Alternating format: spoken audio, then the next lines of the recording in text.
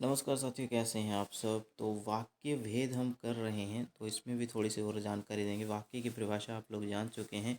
शब्दों के एक सार्थक समूह को ही वाक्य कहते हैं। सार्थक का अर्थ होता है जो अर्थ रखने वाला, यानी सार्थक अर्थ रखने वाला। तो ऐसा समूह जिससे कोई अर्थ निकल रहा हो वह वाक्य कहलाता है। उदाहरण के लिए देखिए, आकाश भागता रहता है, शाम पढ़ाई करता है। और आपको मैंने इसके बारे में बहुत डिटेल से बताया पिछली वीडियो में। उद्देश्य क्या रहेगा इसमें, तो उद्देश्य रहेगा आकाश। विधेय कौन सा रहेगा इस वाक्य में, तो भागता रहता है विधेय रहेगा जी। प्रेडिकेट जिसको इंग्लिश में कहते हैं, याद रखना है, भूलना नहीं है साथियों। आगे चलते हैं, वाक्य की परिभाषा यहाँ भी दे रखी है। तो हर वाक्य में कर्ता कर्म क्रिया होती है, ठीक है। कई वाक्यों में कर्म नहीं होता है, कर्ता क्रिया होती है, सहायक क्रिया होती है। वाक्य के जहाँ भी दो प्रकार दे रखे हैं तो दो ही आप मान के चलिए साथियों। सरल, संयुक्त, वाक्य मिश्र। ये जो रहता है रचना के आधार पर वाक्य भेद में आता है, अर्थ के आधार पर वाक्य भेद में ये 8 आ जाते हैं। तो सारी जानकारी आपको मैं दे चुका हूँ। इसमें क्या मैंने समझाना था वो भाई देखिए, जो महत्वपूर्ण चीज़ मैंने समझानी थी भाई, मिश्र वाक्य का सुन लीजिए। पहले पहले उससे पहले संयुक्त का सुन लीजिए। संयुक्त वाक्य किसे कहते हैं। अच्छा, संयुक्त वाक्य मैंने बताया पीछे, अभी शॉर्टकट में बताता हूँ। जैसे संयुक्त वाक्य में ना ये वाले समुच्चय बोधक शब्द लगते हैं, इसलिए और, या, परंतु, फिर, तो, किंतु, ठीक है, या, अथवा, और, ठीक है, इस तरह से, एवं। ओके, तो ये परिभाषाएं दे रखी हैं। पीडीएफ आपको सब दे चुका हूँ, ये भी पीडीएफ दे दूंगा फिर से। ओके, तो ये संयुक्त वाक्य में। अच्छा, संयुक्त वाक्य में जो लगते हैं ये समुच्चय बोधक वो होते हैं जो दो शब्दों, दो वाक्यांशों या दो वाक्यों को आपस में जोड़ने का काम करते हैं, ठीक है। तो समुच्चय बोधक के दो भेद हैं, समानाधिकरण और व्यधिकरण। तो समानाधिकरण, ठीक है, समानाधिकरण जो है साथियों, समानाधिकरण, समानाधिकरण बोलेंगे, समानाधिकरण नहीं, समानाधिकरण वाले जो समुच्चय बोधक हैं वो इसके अंतर्गत आते हैं संयुक्त वाक्य के, ठीक है जी। ये देखो, अतः, और, ओके। तो मिश्र वाक्य देखिए साथियों, इसमें क्या होता है, एक प्रधान वाक्य होता है और दूसरे उपवाक्य यानी आश्रित उपवाक्य रहते हैं। इसकी परिभाषा भी पीछे करवा दी थी।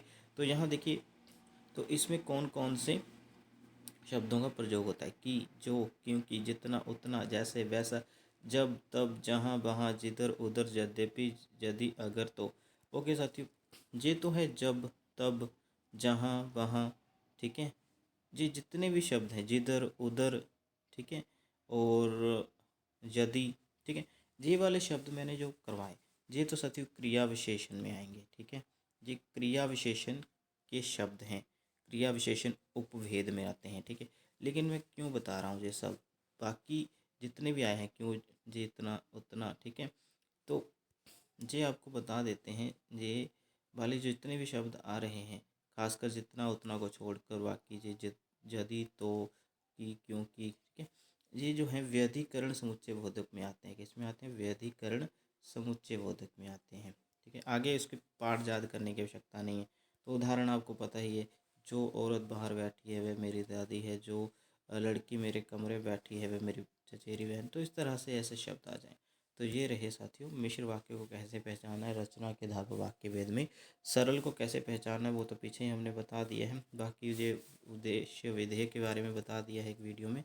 तो ये पीडीएफ भी आपको मिल जाएगा साथियों। अभी हम पढ़ेंगे, जल्दी से उपभेद पढ़ लेते हैं जी। वाक्य के उपभेद जानकारी जल्दी से पढ़ेंगे साथियों, ठीक है। उपभेद किन वाक्यों के रहते हैं, जो मिश्रित वाक्य होते हैं ना साथियों, जो मिश्रित वाक्य होते हैं, ठीक है, मिश्रित वाक्यों के ही उपभेद होते हैं।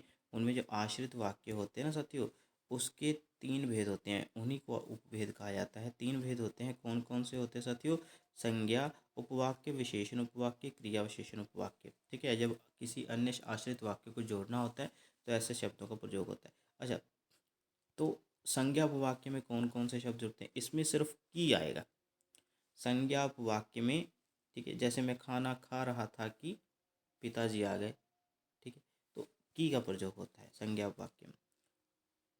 मैं खाना खा रहा था, जहाँ पर तक प्रधान वाक्य है, उसके बाद जब किया जाएगा तो फिर जब जो शब्द जुड़ेगा तो भाई वो हमारे पास आ जाएगा संज्ञा उपवाक्य के माध्यम से। आगे देखिए, विशेषण उपवाक्य, ये बहुत आसान है साथियों। विशेषण उपवाक्य, जब एक प्रधान वाक्य के साथ हम विशेषण उपवाक्य जोड़ेंगे तो उसमें अक्सर जो जोड़ेंगे, जो शब्द, अथवा इसके किसी रूप को जोड़ेंगे। जो है इसका अन्य रूप हो जाए, जिसे, जिसको, जिसने, जिनको, जिन्होंने, जिनकी, ठीक है, ऐसे।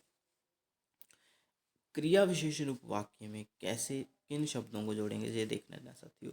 जब, जहाँ, जैसे, यदि, ठीक है, कब, कब को जोड़ सकते हैं, तब जोड़ सकते हैं, कब नहीं, ठीक है। तो ऐसे शब्दों को हम साथियों जोड़ेंगे, किस में जोड़ेंगे, क्रिया विशेषण। और 3 ही भेद होते हैं, याद रखना है। और ये भी हैं साथियों जिनके साथ हम काम चला सकते हैं, ये सभी के साथ, ठीक है। ये तो आपको पता ही है कि जोड़ना है आपने संज्ञा वाक्य के साथ, विशेषण में जोड़ना है आपने जे वाले, और क्रिया विशेषण में जोड़ने जे वाले। ओके, बाकी आपको सब पता है, बस इतना वाक्य के संबंध में जानकारी बहुत है। बाकी वाच्य करवाएंगे तो फिर डिटेल से करवाएंगे। धन्यवाद, शुक्रिया।